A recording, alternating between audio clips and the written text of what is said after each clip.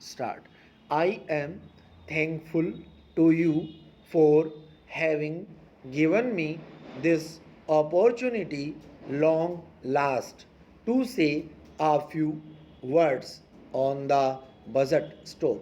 Already, much has been said, and I think the finance minister has come in for his share of congratulations as well as criticisms.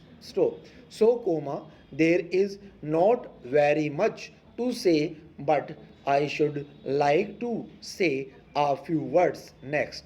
The increased development expenditure and the absence of any new taxation has earned for the budget a good response even from the businessman. I especially welcome the relief given to the middle classes by raising the exemption limit of income tax in respect of personal income. No doubt, this is some relief to the middle classes.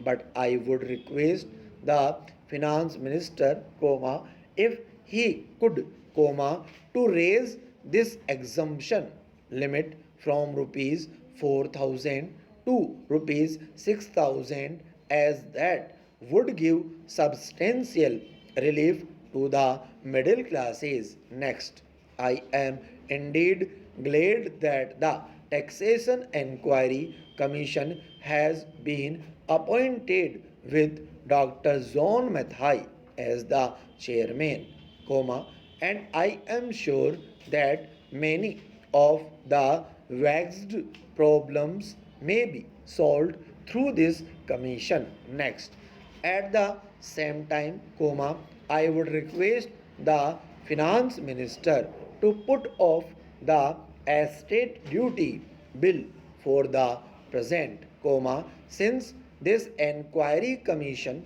has been appointed and they may go into this question. I feel that it is not an opportune moment to put on more taxes on the people. Already, as Mr. Gadgil has pointed out, there are so many taxes on the people. The people are overburdened by taxes and they are just trying to recover their stability. In regard to estate duty, I would ask him to consider about it.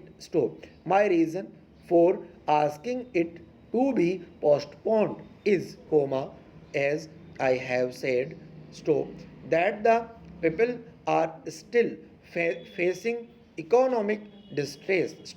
And then, our government is not able to offer the amenities which other countries have, whether the estate duty exists, such as free compulsory education for children, free medical aid, homes for the poor and the destitute, old age pension, etc.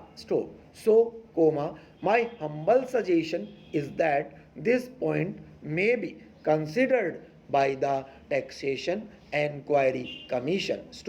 I agree that there is a brighter side of the picture, and that instead of continually harping on our poverty, we should also see the bright side. We are making encouraging progress towards laying the foundation of a welfare state. Next, with the cooperation of all and the implementation of the 5-year plan, I am sure, sir, that we should be able to lay the foundations and fulfill the dreams of India. So it is indeed encouraging to know from the finance minister that there is a tendency of lowering food prices all over the world, comma, and in that case, comma, the prices in our country too would be lowered. Next, regarding defense, comma, for obvious security reasons, comma, I do not agree with my friends who say that the expenditure should be curtailed. Stop. It is not advisable to make any undue risks and slacken the defense arrangements. Stop. Indeed, comma, defense is one of our valuable assets.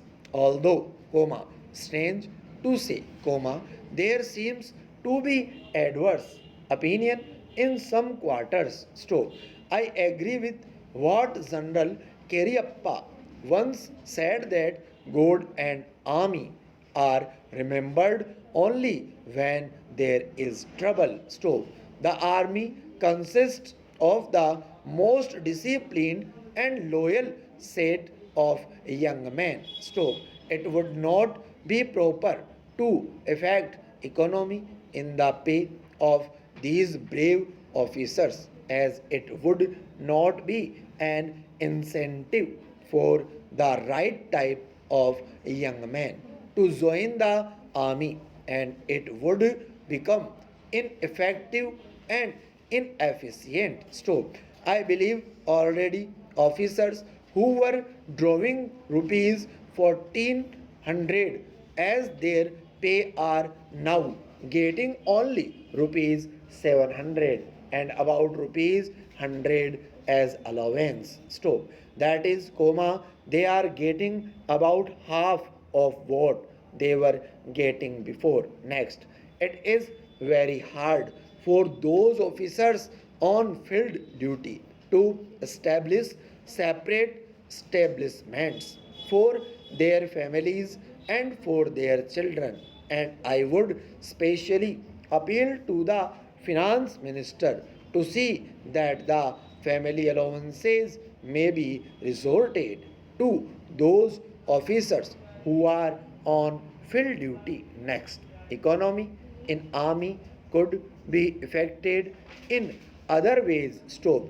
There is scope for more efficient operation of defense industries, which process seems slow, and by purchase policy of utilizing goods and stores indigenously manufactured. So, preference should be given to country made war materials, such as could be produced here, and they would be cheaper than foreign made goods. So, I may also suggest that the armed forces who are not on field service or under any operational commitments could be utilized for giving military training to the youths in schools and colleges, which would teach discipline and loyalty. So,